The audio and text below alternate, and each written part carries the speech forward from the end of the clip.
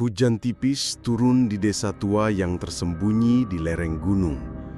Udara basah menusuk kulit dan kabut menggulung perlahan dari pepohonan pinus, merayap turun ke jalan-jalan berbatu yang sepi.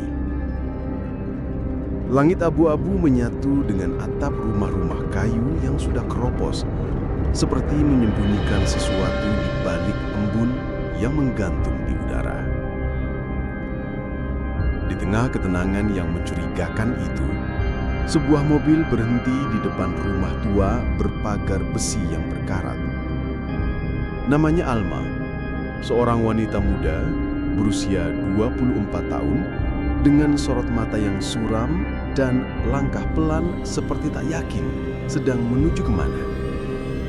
Ia baru saja tiba di rumah mendiang neneknya, rumah masa kecil yang nyaris tak pernah ia kunjungi sejak ibunya meninggal ketika ia masih kecil. Semua warisan jatuh padanya. Rumah besar 2 lantai di tepi hutan dan sesuatu yang lebih dari sekedar properti.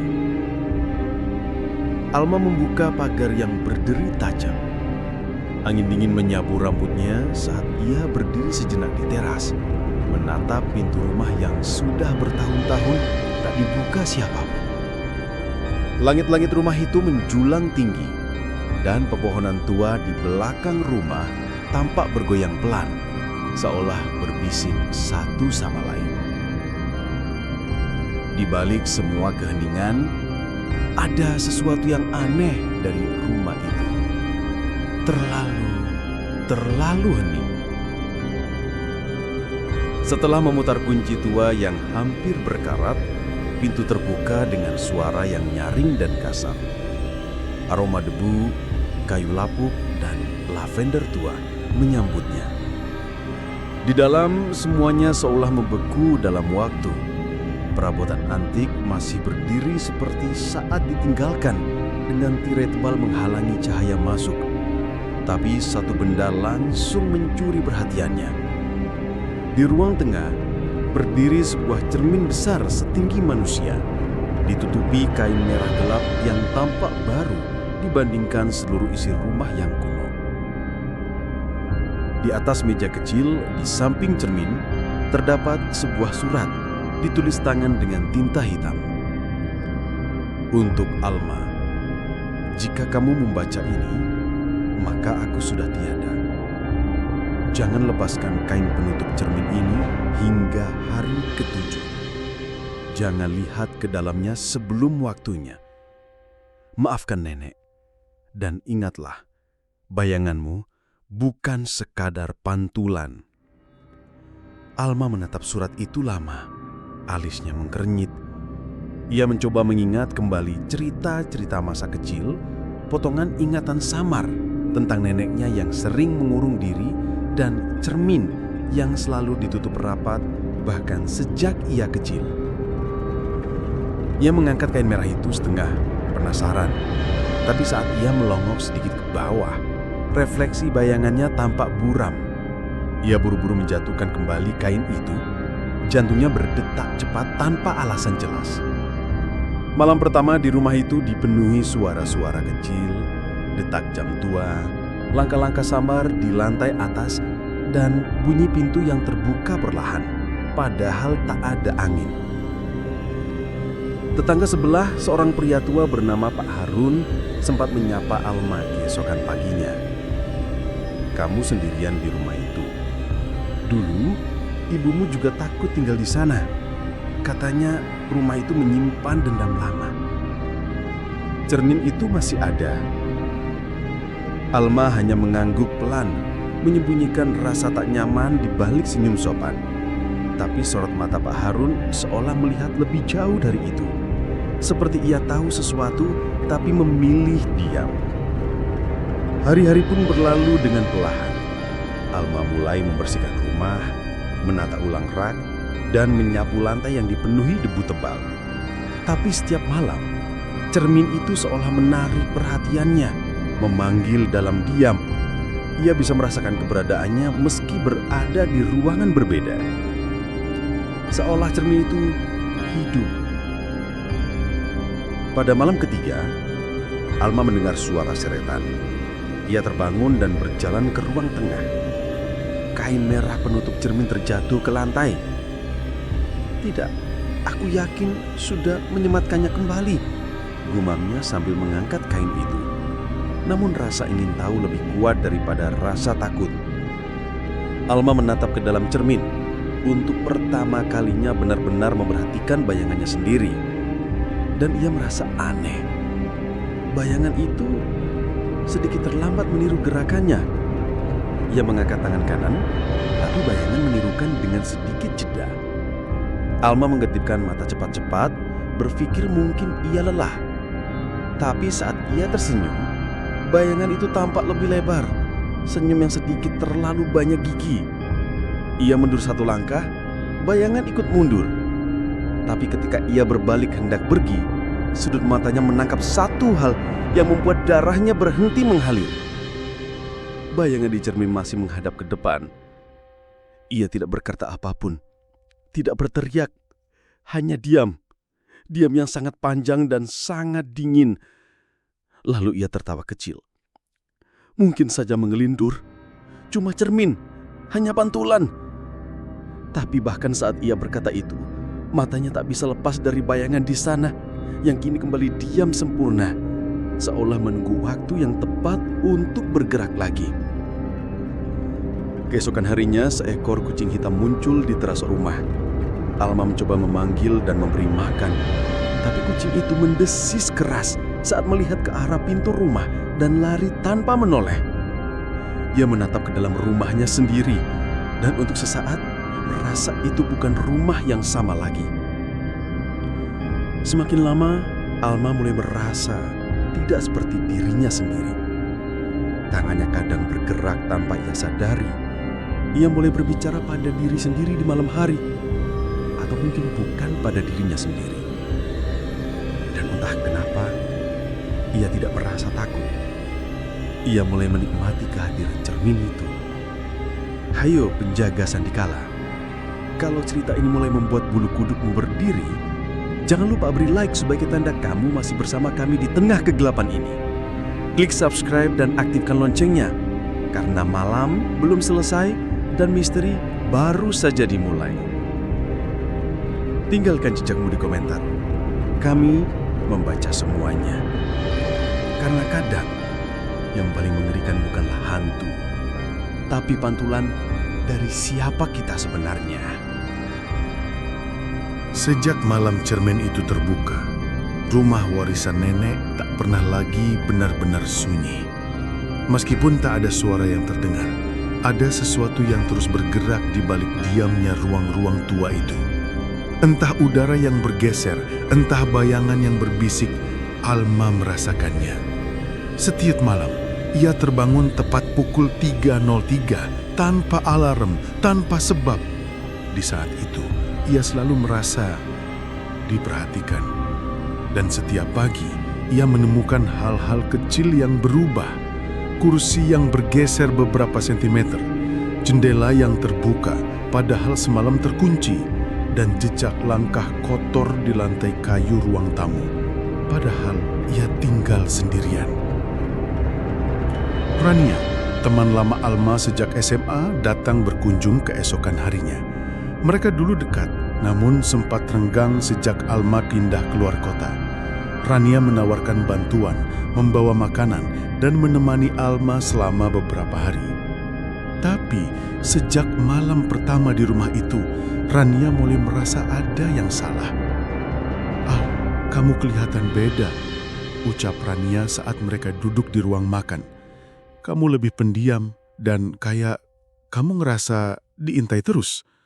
Atau mungkin kamu yang ngintai aku?" Alma hanya senyum pelan, tatapannya kosong sebentar sebelum tiba-tiba mengubah topik. Di malam harinya, Rania terbangun dan melihat Alma berdiri diam di depan cermin, tak bergerak sama sekali, hanya menatap, seolah sedang menunggu sesuatu dari dalam sana menjawab. Saat Rania memanggil pelan, Alma tak bereaksi, tapi bayangannya di cermin menoleh lebih dulu. Rania mulai mencari tahu sendiri. Ia membuka kamar nenek Alma dan menemukan sebuah buku tua berisi tulisan tangan Latin dan Jawa kuno. Di dalamnya ada halaman bertanda lipatan dengan kalimat, "Bayangan yang tak selaras adalah jiwa yang memisah. Jiwa yang memisah akan mencari wadah." Di balik lemari, ia juga menemukan sebuah boneka kayu tua dibungkus kain kafan kecil. Di perut boneka itu tertulis satu nama dengan arang, Alma. Tapi saat Rania menunjukkan semua itu ke Alma keesokan paginya, Alma malah tertawa pelan. "Kamu pikir aku kerasukan? Kamu terlalu banyak baca cerita horor, Rania." Tapi suara tawanya terasa bukan dirinya. Beberapa hari kemudian, seseorang mengetuk pintu. Erwin, mantan pacar Alma, muncul dengan wajah bingung dan cemas. Ia mengatakan mendapat serangkaian pesan teks dari Alma minggu lalu, meminta bantuan dan mengatakan bahwa dirinya merasa ada yang mengambil alih tubuhnya. "Kamu nggak ingat ngetik itu? Ini nomormu. Dan kamu bilang kalau aku bukan aku. Jangan percaya siapapun. Cermin itu bukan cuma benda mati." Alma mengaku tidak pernah mengirim apapun, tapi saat Erwin menunjukkan bukti pesan, ekspresinya tak berubah. Ia hanya bertanya dingin, "Kamu percaya semua pesan dari layar? Dunia ini penuh pantulan, Win." Beberapa hari berikutnya, Rania menyadari perubahan drastis dalam diri Alma. Ia mulai lebih rapi, lebih tegas, dan lebih dingin. Ia berbicara seperti orang yang sangat tahu kemana arah semua ini akan berakhir. Tapi, hal yang paling mengganggu adalah bayangan Alma tak pernah lagi selaras di cermin. Dalam satu momen, saat Rania mengintip dari balik pintu, ia melihat Alma bercakap-cakap dengan seseorang, namun tak ada siapapun di ruangan. Hanya cermin yang berdiri di sana, dan bayangan Alma tampak sedang menjawab sendiri. Rania akhirnya memutuskan untuk pergi, merasa bahwa Alma bukan lagi temannya. Tapi sebelum pergi, ia menyembunyikan buku ritual yang ia temukan dari kamar nenek Alma dan membawanya pulang. Ia berencana meminta bantuan seorang teman yang mengerti teks kuno. Namun malam itu, Rania mengalami kecelakaan sepulang dari rumah itu. Mobilnya tergelincir di tikungan tanpa ada saksi mata. Ponselnya ditemukan rusak total dan buku yang ia bawa hilang. Sementara itu, di rumah peninggalan, Alma mulai mengalami blackout, periode waktu di mana ia tak ingat apa-apa. Kadang ia terbangun dengan tangan berdarah, kuku penuh tanah, atau berdiri di depan cermin dalam kondisi telanjang tanpa tahu bagaimana ia bisa sampai di sana. Di satu malam yang gelap, ia bangun dan menemukan dirinya terkunci di luar rumah, tanpa kunci, tanpa sepatu, dan hanya mengenakan gaun tidur tipis. Ia menatap ke arah jendela, dan di dalam, Alma lain berdiri menatapnya dari balik cermin. Dalam rumah, tersenyum puas. Pak Harun datang diam-diam keesokan harinya, membawa sebuah foto lama. Alma kecil bersama ibunya dan neneknya berdiri di depan cermin yang sama. Tapi yang mengejutkan adalah dalam foto itu, bayangan Alma tidak ada, hanya bayangan dua orang dewasa di sampingnya. "Dulu, waktu kamu kecil, kamu kerasukan sesuatu. Nenekmu melakukan penyegelan dengan bantuan dukun dari luar desa. Cermin itu bukan sembarang barang. Ia menyegel sisi gelapmu, sisi yang dulu hampir membunuh ibumu." Alma menatap foto itu lama, namun ia berkata datar, "Jadi itu aku, tapi bukan aku. Lalu, siapa aku sekarang?" Semakin hari, Alma mulai kehilangan kendali. Ia menyadari satu hal mengerikan. Ia tak lagi bisa melihat bayangan lain kecuali dalam cermin itu. Saat di dapur, di kamar mandi, di jendela, ia tidak punya bayangan. Hanya cermin itu yang menunjukkan bahwa ia masih ada. Namun dalam cermin, ekspresinya mulai berubah. Bayangan mulai tersenyum lebih dulu, mundur saat ia maju, menangis saat ia tertawa, dan berbisik sesuatu saat bibir Alma nyata terdiam. Sudahkah kamu menebak siapa pelakunya? Atau mungkin kamu juga sedang dibohongi oleh cerita ini? Apakah Alma masih jadi Alma? Atau yang kamu lihat hanyalah kulit yang dipinjam? Subscribe sekarang dan tetap waspada, karena teka-teki ini belum selesai. Di malam ketujuh sejak kedatangan Alma ke rumah itu, malam yang ditulis dalam surat wasiat neneknya, cermin itu bergetar sendiri, seperti bernafas. Alma terbangun, namun kali ini tidak di tempat tidur, melainkan berdiri diam di depan cermin, memegang benda tajam. pecahan kaca dari bingkai foto tua. Ia tak tahu bagaimana bisa berada di sana, tapi kali ini ia mendengar suara dari cermin. Bukan kamu yang hidup, akulah kamu yang sebenarnya. Sekarang giliranmu masuk ke tempatku. Dan saat Alma tersadar, bayangannya tidak menirukan gerakannya sama sekali. Apakah ini awal kehancuran jiwanya? Ataukah ini semua hanya ilusi atau peringatan dari masa lalu yang tak selesai? Malam itu, langit begitu gelap hingga hutan di belakang rumah nyaris lenyap dalam hitam sempurna. Tak ada bulan, tak ada bintang. Hanya rumah kayu tua itu yang berdiri di tengah sunyi, remang-remang diterangi cahaya kuning dari lampu minyak yang menggantung rendah di langit-langit. Di ruang tengah, Alma berdiri sendirian di depan cermin. Tapi kali ini, ia tak sedang melihat dirinya sendiri. Ia sedang berhadapan dengan seseorang lain. Berwajah sama, tapi dengan mata yang lebih dalam, senyum yang lebih tajam, dan tatapan yang seperti tahu segalanya. Bayangan itu tidak lagi meniru gerakan. Ia mengangkat tangan lebih dulu. Ia mengangguk saat Alma menetap bingung. Ia menyeringai saat Alma mencoba berpaling. Dan akhirnya, ia berbicara. Bibirnya bergerak pelan, namun suara itu terdengar langsung di kepala Alma. Sudah lama kita terpisah, tapi kamu yang melepas segel itu sendiri. Ingat, kamu pikir kamu kuat, padahal kamu kosong. Aku adalah kamu, bagian dari kamu yang paling murni, yang tak takut gelap. Alma mundur beberapa langkah, tapi kakinya gemetar. Di sekelilingnya, rumah tampak berdenyut perlahan seperti ikut bernapas bersama bayangan itu. Ia berteriak, tetapi suaranya tak keluar. Mulutnya bergerak, namun hanya sunyi yang terdengar. Cermin mulai mengeluarkan kabut tipis dari permukaan kacanya, seperti napas dingin dari makhluk tak kasat mata. Dari balik kabut itu, bayangan Alma mulai mendorongkan tangannya keluar, muncul dari balik dimensi. Alma panik. Ia mengambil kursi dan menghantam cermin sekuat tenaga. Crash! Kaca pecah berkeping-keping. Tapi bayangannya masih utuh. Bayangan itu masih berdiri di tempatnya dengan senyum puas. Lalu perlahan bayangan itu keluar dari cermin, melangkah satu kaki ke lantai kayu dan kini berada di dunia nyata.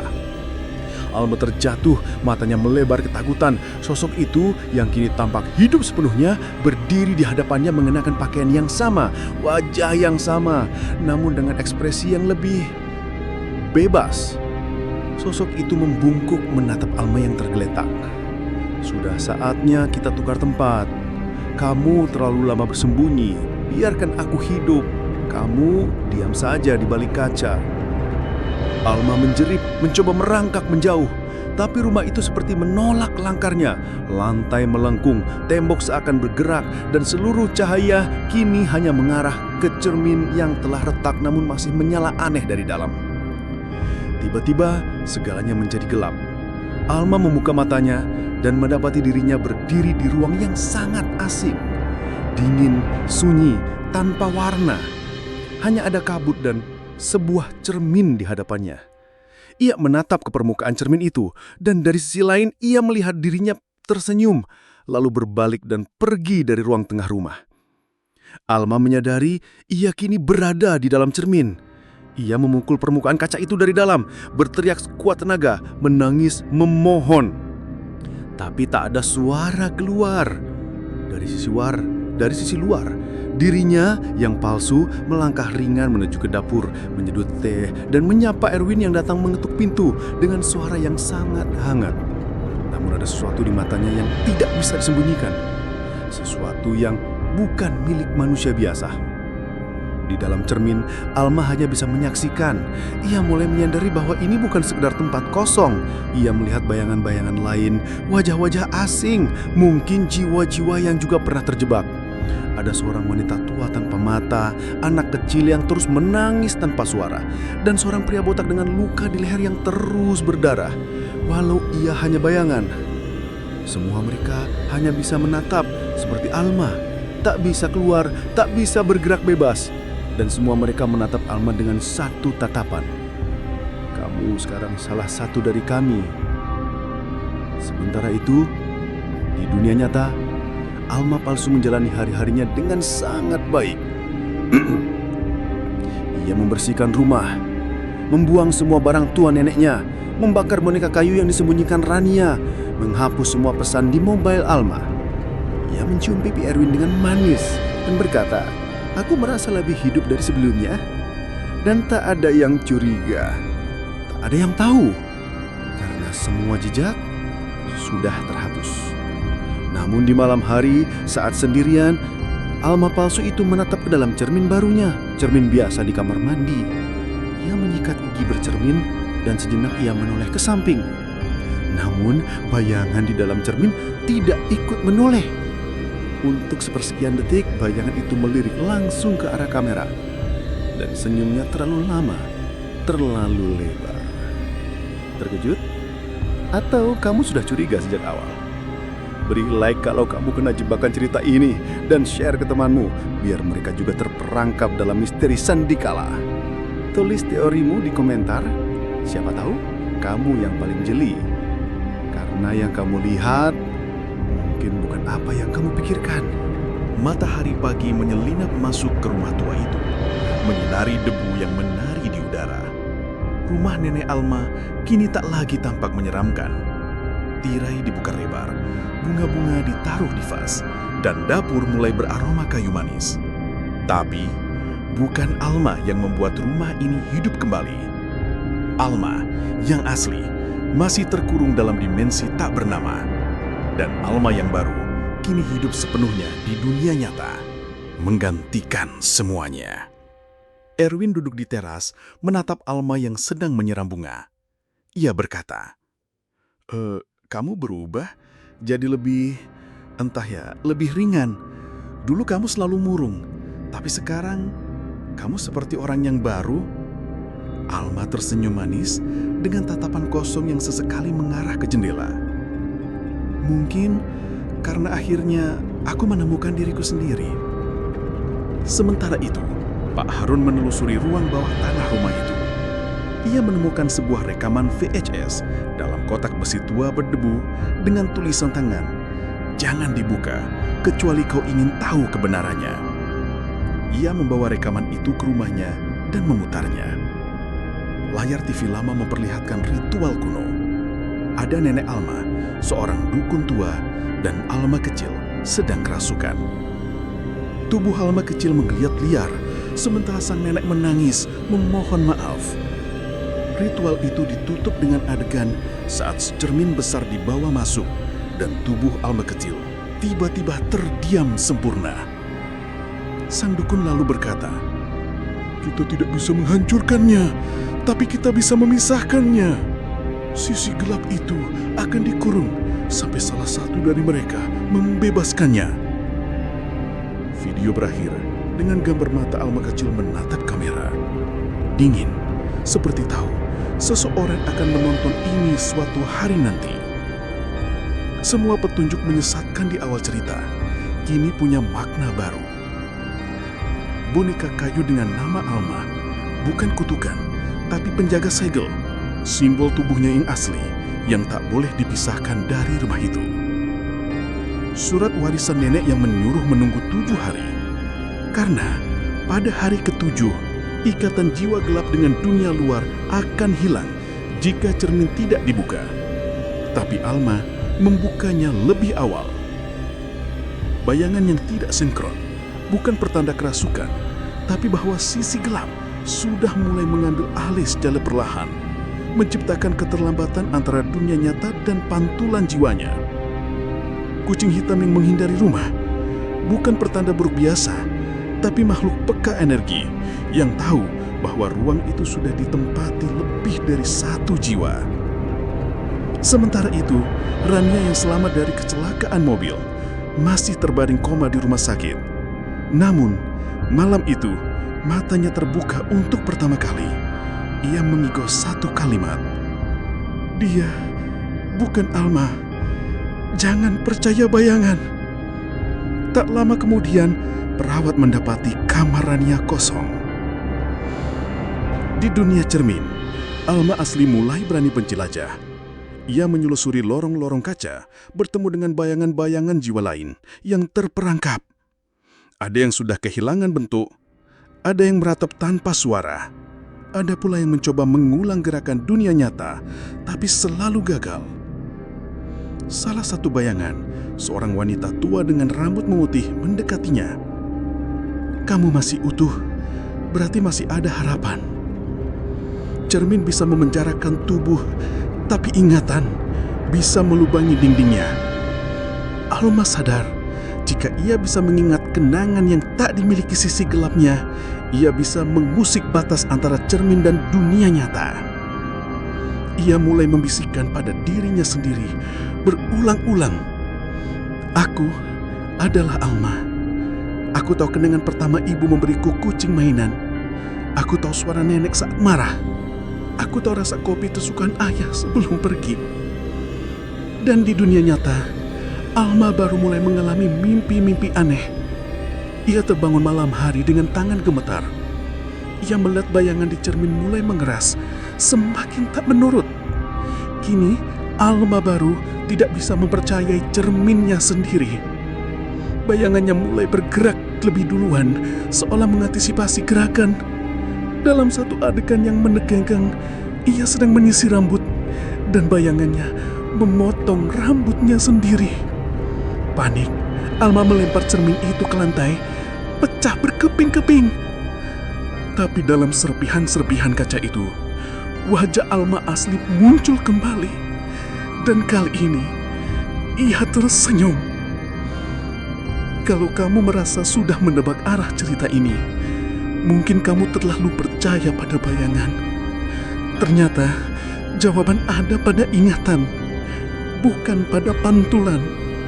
Klik-like kalau kamu mulai menyadari semuanya telah dibalik. Dan tinggalkan komentar, karena kadang satu kalimat bisa membuka lebih dari sekedar cermin. Malam itu, rumah tua peninggalan nenek kembali dalam keheningan.